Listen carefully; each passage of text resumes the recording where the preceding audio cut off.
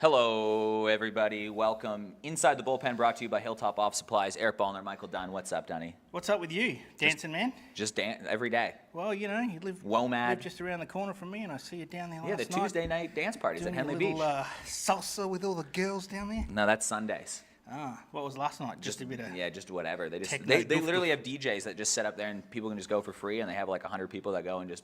It was a great night last night. There you go. That's all I did. What's happening, man? We've got Nick Hutchings and Josh Cakebread on the show today. They're Two veterans. They're going to preview what's going on, and we'll talk Souths making the finals for the first time in 12 years. Yep. Pretty good celebration. We're also going to announce the top 5 vote getters in each senior division. And talk a little baseball. Righto, let's jump into it. So we'll start with the women's. Yes. Interesting weekend. I put the kibosh on Woodville. You did. I jinxed them again. That's your repertoire, how you do things with your little wagon offers, and downhill they go. So I've got Hutch on the show today, so I'm just going to talk up Sturt like they're unbeatable the entire time, because if I do that, Souths are going to win. You know you do play for Sturt, and you might not ever get let back in the club again. I might have to do it just for Hutch, who's here today. I'll just hype that up. But Bianca Smith was really good. 1 earned run in just 4 in a third innings pitch, which is good. Kind of turns her form around. She started off hot, slowed up at the end, but there's your state league pitcher. Yep, absolutely. She was fantastic, as she normally is, and the pressure didn't get to her. For a young 15-year-old to still come out and do that in the first final is fantastic, and now they go straight through. And that's Sturt, Yeah, we'll see. With Georgia, how they go. Elisa Gooley had 4 RBIs in that one. 6 players with hits for Sturt, Southern Districts. They'll get another chance. They play Glen Elgin in a grand final rematch. That was a classic one last year. So I would encourage everybody to go and watch that. That'll be at Souths. That's a big one for Souths. Well, let's talk to Hutch about this too, because Souths have Division 1, 2, 3, and Women's D1 all playing finals. Yeah, it's a great effort by their club, isn't it? So they're on the warpath, and they're heading up the ladder in a hurry. So it's great. Not bad for Souths. That's pretty good. Pretty good for anyone. So that's the women's setup right there. Lisa Gooley, a big one. Jess Maslin, by the way, had 2 hits on the weekend. Ella White, 2 hits. So it's kind of the players that haven't been playing the starring roles in the finals that ended up making the big difference. Like Gooley, 4 RBIs. Pretty good. Yeah, and she's been consistent all year, hasn't she? But she hasn't had a standout like that she had on the weekend. So that's the thing. If you get the top players just doing what they normally do, and you get someone who's a little bit lower ranked that pops out of their skin, it helps the team get through. We'll break it down with the boys in a second. But Souths, they get in. They beat Northern Districts 3-0 to basically push them over the line. They'll play Sturt. They beat Sturt this year, so it could be interesting. Then Kensington at Henley and Grange, and then Goodwood at West Torrens. The top 4 ended up being separated by like 2 points by the end of the season, or 4 points, whatever it was, between 1 and 4. And how did we go? We didn't put our predictions up from the beginning of the year. We should have done that. Where we finished. Well, I had Kensington in the top 6, and I didn't. And you did not. No. The top 4 we had exactly right. Like we had some order of the top 4 right there. It was the last 2 spots that we kind of debated a little bit. Yeah. I think I actually had Golden Grove finishing 6th and Kensington 5th. Yeah. You had Woodville or East Torrens? I think East Torrens. I think it was East Torrens. I can't remember. Souths. Yeah, I know. Finished 6th. That's okay. That'll be cool. Here's a take a look at some of the stat leaders, the final ones for the year. Jeremy Creswell, your pick, hit 446. Yeah, well, as we said, if you want someone in a clutch spot, he's the guy you would go to. How'd Galley hit 16 home runs? Well, he plays at Kensington. Oh, did I say that?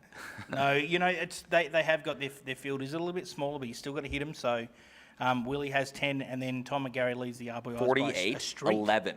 He had 11 more RBIs than the next guy that hit 16 home runs. Yeah. And McGarry did that on 6 bombs this year, so a lot of them were just.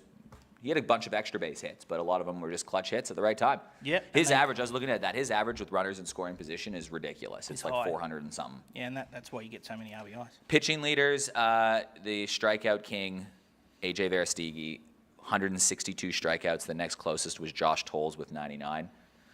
Not 162. Close. How many innings do we know? Did he get 100? He just came short of 100 innings. Wow. It's pretty good. Tolles Josh Tolles, 99. But he didn't play all year either, Tolles. No. So his numbers are pretty good as well. So and Mitch Newborn allowed 1 earned run. 1 all year in 46 innings. Makes it hard for Goodwood, doesn't it? And 8 or 9, I think it was 9 was the number of his 12 appearances were against top 6 teams. Yep. So it's an interesting concept with that. Do you go, we'll talk about it with the boys when they come on in a little while, but do they give the newborn game up? What do you mean? Well, you throw your number 1 against... Talk to Cakey about that. Yeah, that's what I'm saying. Do you throw your number 1 against Goodwood, going against Newborn thinking, do we win, do we lose? or do you save it for the others? Well, Goodwood have like one of the best hitting lineups in the comp, and a lot of like Well, not current or against- not former against- professional pitchers. Not against him, though. Yeah, we'll see what happens. Well, let's just bring in the Well, boys let's right have a now. chat, see what they Let's say. go. We'll bring in the boys right now. We'll take a break and we'll bring them in. Let's do that. Interesting chats coming up. Hilltop office supplies are here.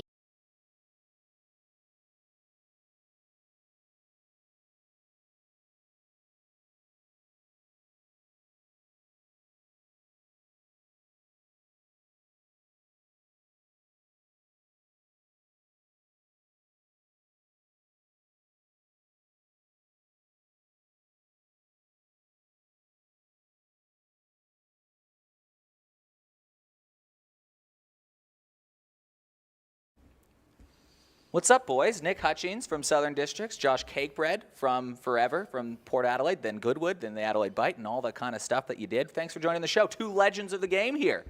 No, thanks for having us. It's really good to be here. An exciting time for baseball. We're going to go through each of the matchups, and you're going to help us preview what's going on, who's to watch, maybe some players that you don't like playing against or love to watch, whatever that is. But first, Souths. What was that celebration like on Saturday night? Well, the game was nerve-wracking, but the celebration once we got across the line was huge. Yeah, so 12 years in the making, first time for guys my age, 24, 25, 26, 27. So yeah, it's been a bit of a slog, especially the last couple of years. So finished 12th, then 9th, now 6th. So good. Because we had Scans on the show earlier in the year when you guys got off to that blazing start, and he was saying that a few years ago there was even questions whether there'd be a Division I team at all. So to now rebuild that and get into the finals is an incredible achievement. Oh, no, it definitely is. So, yeah, it's just the squad depth that we've built, the kids that have started to come through now as well. Got a couple of veterans back after that year, and then, you add a couple of players from around the league. It really helps. So, had a really good year, and hopefully we can do something special as well. And I should probably look this up, but how many clubs have Division I, II, III, and Women's Division I finals?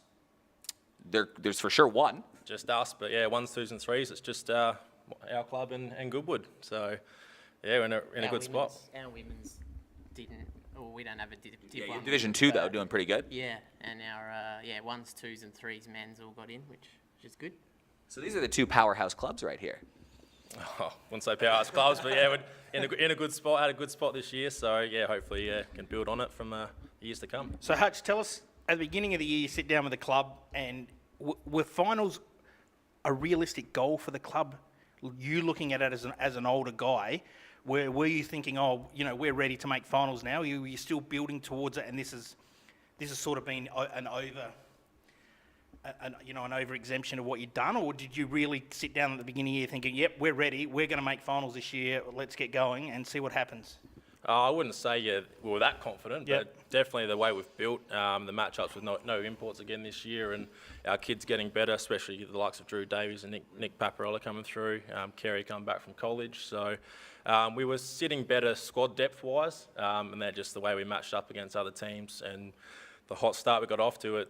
The dream started to become a little bit of reality. We had a bit of a hiccup, lost 5 in a row in February when we could have clinched with 2 wins. Yeah. But no, yeah, the dream turned to reality, as the season started rolling. And Yep. yeah, it's a really good feeling around the club. That's Meanwhile, great. Cakey at Goodwood, this is where the season starts. Yeah, well, we get a bit spoiled. I have since I started. I think this is my first 3 years at Port, I didn't make the finals, and then basically every year since have been in the finals. So how many years of finals for you personally is this? I reckon I started A grade in 2000, so probably at least since 2004 or 3, roughly every year. So Do you start to take that for granted at some point? you do, especially when you listen to clubs that haven't experienced it for 12 years. We just sort of, you get a bit spoiled when you roll out just thinking you're probably going to make it most years, but, it doesn't mean that it's going to happen. No. You still got to work hard and do the right things and get the wins on the board. I mean, you sort of, during the year with ABL and things like that, you're sort of shuffling lineups and whatnot with guys coming in and out and that. You got to still win the games. But yeah, still exciting, and every season's different, so looking forward to West Orange this weekend. So how does finals differ from just your regular run-of-the-mill Saturday, Tuesday?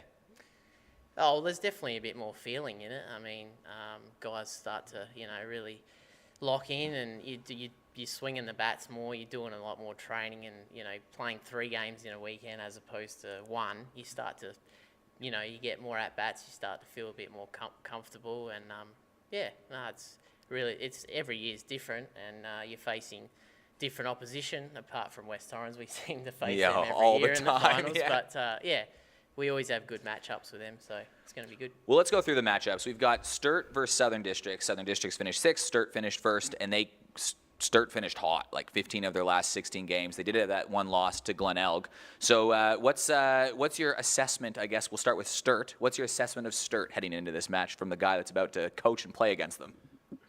Best team in the league. We've got a mountain to climb this weekend, but, finals, anything can happen, as people say. So we'll go in there, just nothing to lose and see what happens. So we've beat them once this year. They were missing a couple of players, but, we beat one of their best 3 pitchers. And then, faced them when they were hot and they took care of business. So, finals can bring anything. So, Danny, what do you think the key is for Souths in this one? They need to win game 1. If they don't win game 1, they're in trouble. So that's my opinion of how I see it. They've got some good pitching. They've got extremely good hitting lineup. So if Southern Districts can get game 1 from them, then Sturt have to bring game 2 and game 3 with not as strong a pitching depth that they've had over the previous years because they've got no import, no Terrell Joyce, a few other guys not around. So they've really only got 3 well-known pitchers in Tyndall, Jacko, yeah. Tyndall and Damon Arnold. And they ate most of their innings. There's I think all but 17 innings were pitched from those 3 guys. So it gets interesting if you have to push it past those 3 guys. It does this year with not having that import player, and you've got to have at least enough pitching to get through 18 innings to start. Then game 3, it's okay, what do we got left and see what happens. But you've got to get through those first 2. And if South can upset Sturt in that first one, and then Sturt think they've got to go to game 3, how do they handle that situation between game 2 and game 3? So how are you approaching the pitching staff, and tell us about who's on that staff and how are you approaching it this weekend? So obviously Michael Johnston is our number 1 pitcher. He's been our starter this year and, had a little bit of an arm injury in February, which is, probably see why we lost a few games. But some solid numbers across the board this year. Oh, definitely. So, got Jono and Hammer. We'll probably go on game 1 against them. And then, obviously we've got Hatters up our sleeve as well, who's, one of our best arms. See if we start him, relieve him. Not sure what the goal is for game 2 yet, but game 1 we'll go at him with two well-known pitchers and see what happens. What about the ace in the hole? Yeah, well, we'll see what happens. I saw you were pitching the other day. Yeah, after the last inning against Kenzie's on Tuesday, so the game was on the line. So just How'd that feel?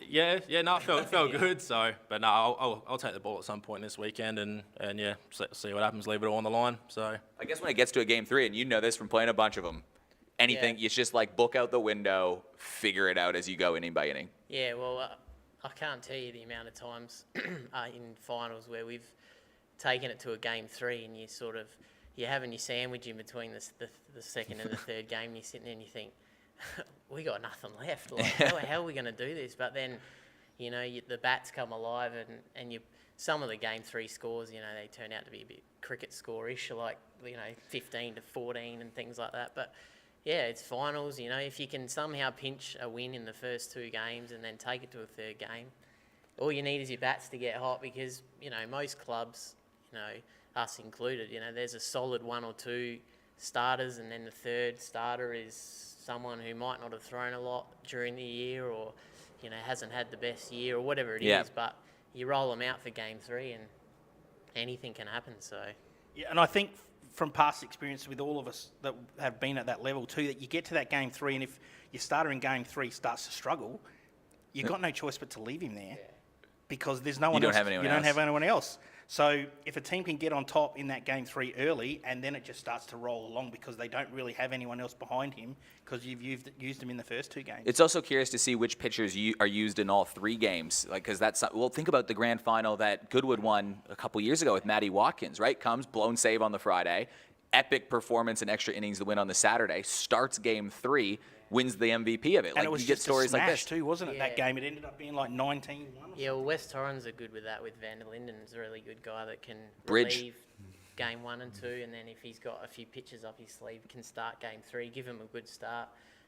In the past at Port, we had Toddy Langman who used to do that. Yeah. He'd be a good relief guy game 1, 2, and then roll him out for game 3. And yeah, with the pitch counts as well, you sort of try to juggle it and keep them under their limits on Saturday, so you've got enough for Sunday. And yeah, it comes down to hitting as well. Like whoever can swing the bats and put Hot up the weekend, runs. baby. Yeah, exactly. You just got to get hot at the right time. And yeah, like I remember driving to here and that a few years ago when Matty was starting, we were up against Roo, and we were like, it was Watkins or bust, really. We didn't have much left, and we thought Roo's, at the top of his game.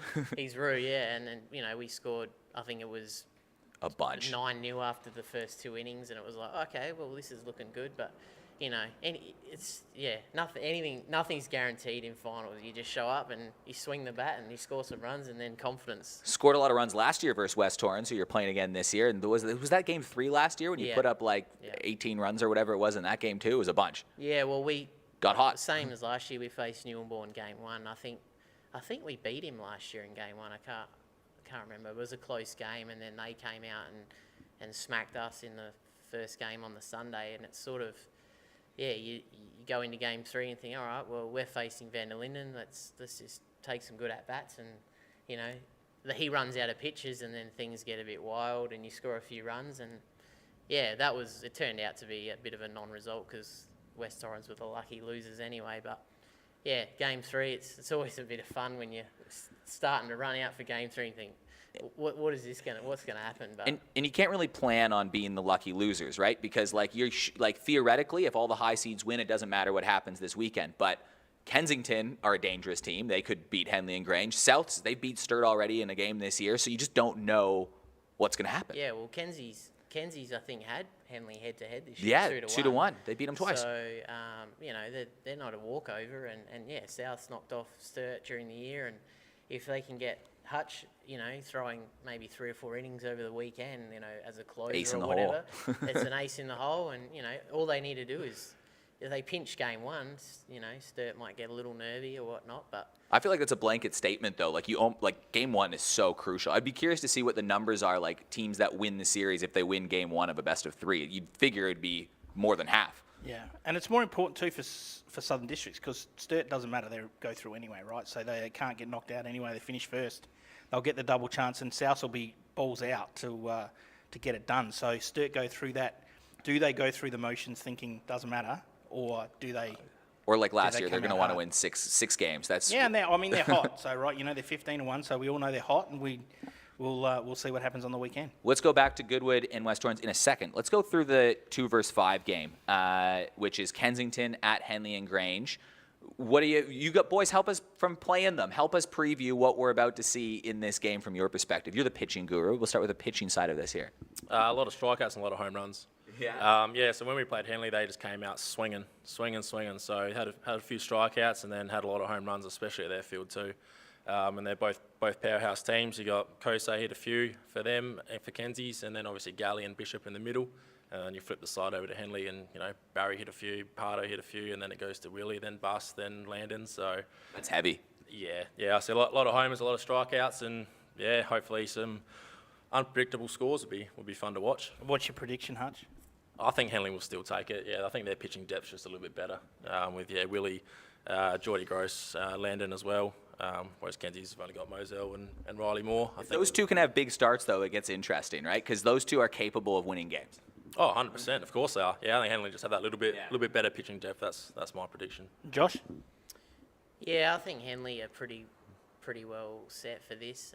I think they're probably the favourite, I think, to get to the grand final, definitely, and a chance to win it. I think they're the most well-rounded team. I mean, they play pretty good defence. They swing the bats well. They run the bases well with Pardo and Darcy and guys So like many that bags. that can steal bags. And obviously, adding Willie Lee is probably their game 1 starter, I'd assume. He's had an awesome year. And Landon as a roaming, he's probably that roaming third guy that can relieve, and then start if they need. And Geordie Gross is just Geordie Gross. He throws strikes, and you just go back to the dugout and think, how does he get me out every time? But he does, and he knows how to get people out. So, Yeah, I think of all the teams, from what I've seen so far, is Henley have done the most work to get themselves to a grand final, right? They've recruited a lot of players in. They're going all in this year. They know that. They're not here to finish second. No. So they quietly behind the closed doors. They're not. It's either grand final or bust for them, I think. But Goodwood and West Torrens are probably thinking the same thing, right? Like grand final is the only thing on your mind, I'm sure too. Yeah, well, we've made the last two, Yeah. so you sort of get to this point and Been knocking on the door, got to bang it down. All the other years, we've pretty much finished third or below. Like, we don't often finish top two, so we still back ourselves in. And, I mean, I think in my time at Goodwood, I've only played one final series at home. So every year we're on the road. Like, we're This used to year too. playing away. So, So what's the key versus West Torrens for you this week? I think we just got to swing the bats. I mean, their pitching staff's probably... I think they've got a good 3 guys, and then they've got another probably 4 or 5 that they can roll through that can get guys out, like Cooper Marsh, Snellgrove, Ryan Broom. Those guys that, you know, if the game gets out of control, they can use those guys to just throw the innings or like keep them around. Eat away. So, but we just got to swing the bats. I mean, Newmanborn's given up 1 run all year. That's the crucial game 1. Maybe he's due. Yeah, maybe he's due to give up a few. We'll see. But hopefully the wind's howling out to centre and left, and we'll be right. But And quickly, Hutch, what's the key for West Torrens versus Goodwood? Get the big guys out. Yeah, get the ball on the deck. So Goodwood like to hit the ball in the air. So they got a lot of power behind themselves, and Goodwood 2 strikes as well. So get the ball on the deck, keep them off balance, and let their infield work. They've got a pretty good infield. Well, boys, I appreciate you taking us through the works of finals baseball and help setting the stage for everybody. We're going to finish off with our normal questions that we ask absolutely everybody. So we'll start off with, who was your childhood sporting idol? Both of you. You can't say Michael Dunn, Cakey. That's not allowed. For me, growing up in baseball in Adelaide, it had to be Fiji. So you go out to Norwood Oval when you're a kid, and he's the man. And then once you start speaking to him and he tells you stories about Australian teams and overseas and pro ball and getting injured and coming back, that was one of the big things for me coming up as You got Fiji to tell you a story. He's not a big talker. Oh yeah, Fiji can tell a story. But no, as a young kid at Norwood Oval, yeah, you just listen, and listen. So no, Fiji for me for sure. you could probably say mine, couldn't you, Michael? Could be one of about 5. Tiger Woods is probably up there somewhere. Yeah, no, it's I was showing my age a bit, but Tony Modra was my hero as a kid. Growing up in the 90s, watching that Crows football, and I wear number 6 because of Mods. That was Really? Yeah, that was the reason I wore number That's 6. awesome. I thought my dad wore number 7. He said, "Do you want to wear 7?" I'm like, "Nah, I'm wearing number 6." Just going to footy park, watching him take hangers and kick goals. That was who I wanted to be when I was younger. That's cool. That's a good response. What about the best sporting event that you've ever been to so far in your life? Any sport. Doesn't Any have to be sport. Doesn't have to baseball. be baseball. Well, mine is baseball. It would be I went to London and watched the Red Sox play the Yankees for the first European game nice. ever. The ball flew out of that park, too. That was a very high-scoring game. So yeah, that was huge. So I was playing over the Czech Republic at the time, and jumped over to London and watched that first ever game. So that's awesome. That was my biggest for sure. And what do you got?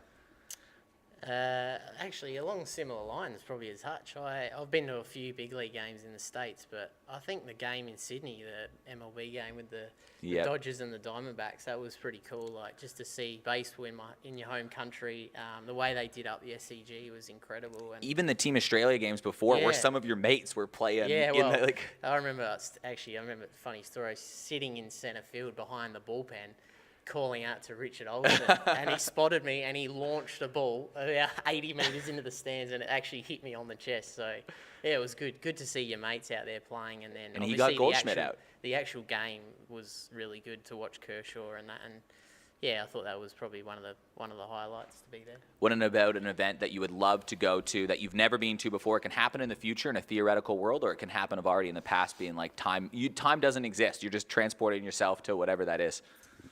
I reckon mine would have to be there. It'd have to be NFL Super Bowl and just a tropical island or something, just a way that everybody just rocks up for one day and just goes mental. So I reckon that'd be pretty cool.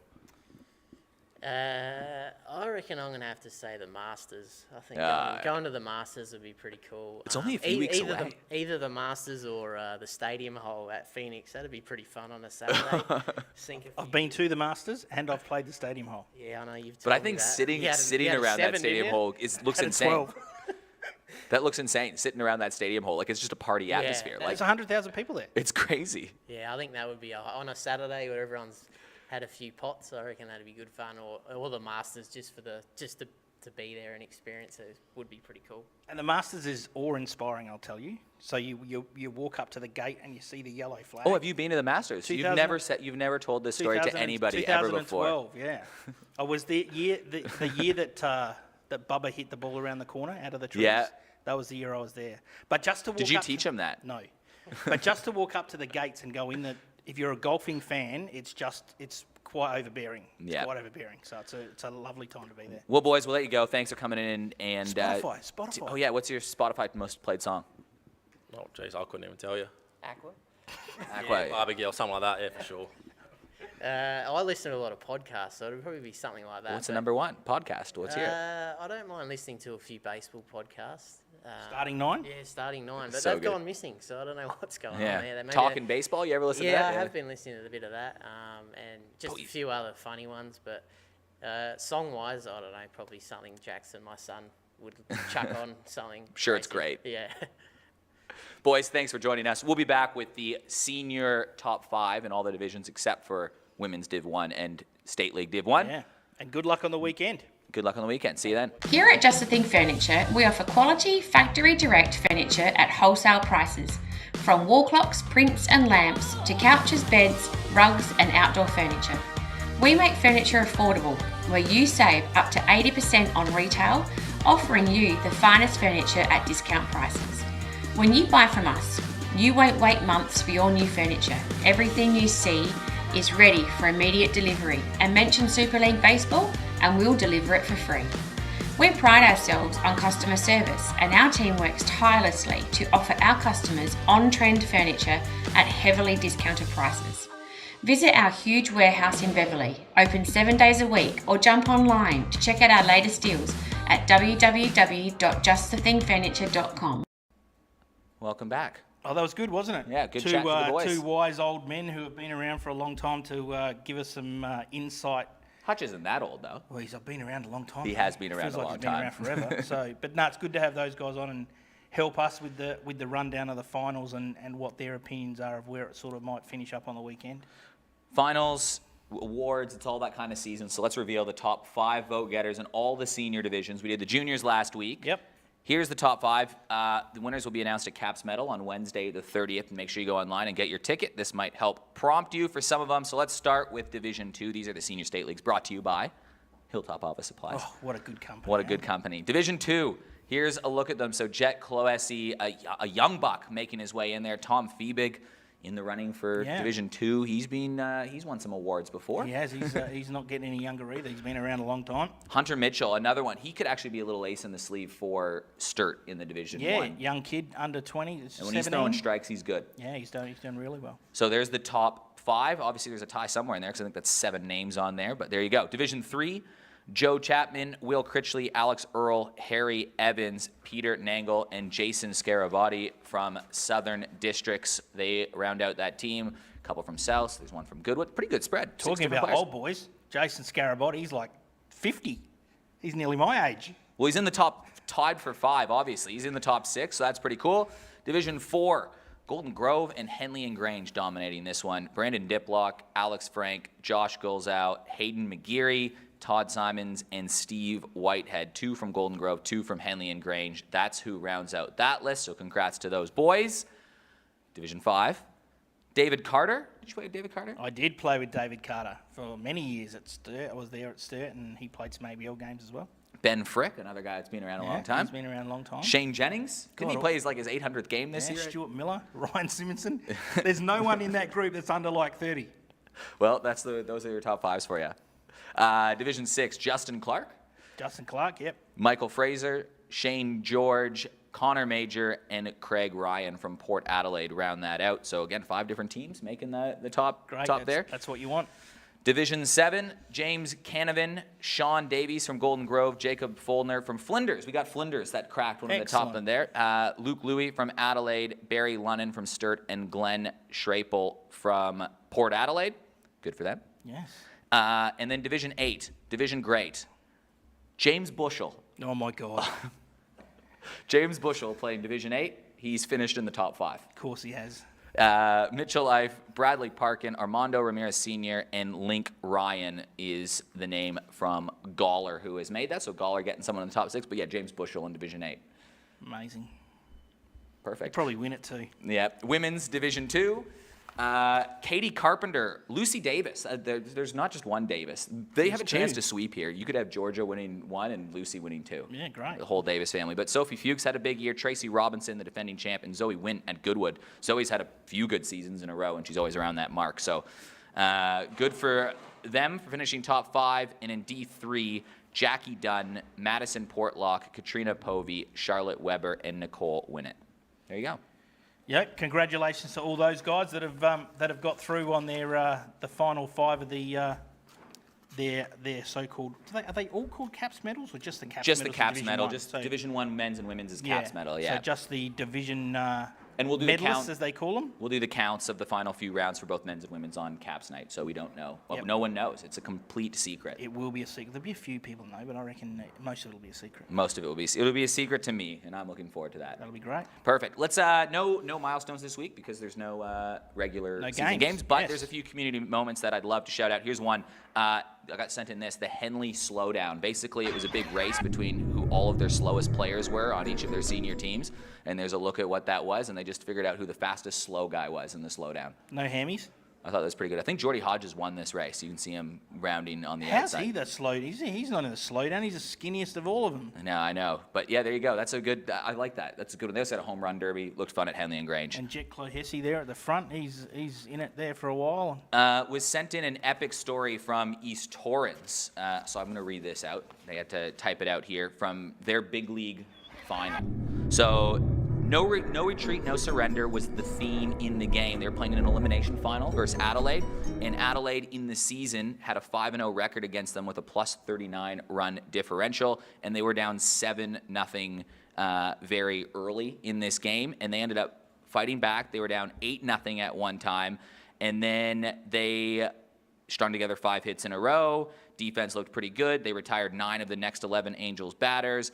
They were down 8-3. Then all of a sudden it was 8-5. And then in the last inning, they were down 8-5. They tied the game up at 8 to force extra innings. And in 9 innings, they won at 13-12. Wow. In a wild 8-run comeback. That sounded pretty epic. So good for the East Torrens boys. Well done. Well done. I liked hearing that story. Another big shout out, this one more for the Adelaide Angels. They were on the other end of one. But how about this? They played versus Goodwood. I guess Keiki would have played in this game against them. They started a bunch of teenagers, a bunch of 14 to 16-year-old kids making their debut. So James McFarland, Ben Ganley, Brody Chapman, Brady Smith, who's been playing most of the year, and Tom Ganley, all aged between 14 and 16. All of them played versus Goodwood. It was the youngest side playing, I think, all year with a bunch of kids in there. So Yeah, right. good for them. But good to get him. Good to Good get to him get in, him out there Get him and a getting little bit some of games. experience. Yep, that's great. Will only and- help their club down the track. And East Torrens, oh, this one, shout out, all the junior baseball ended as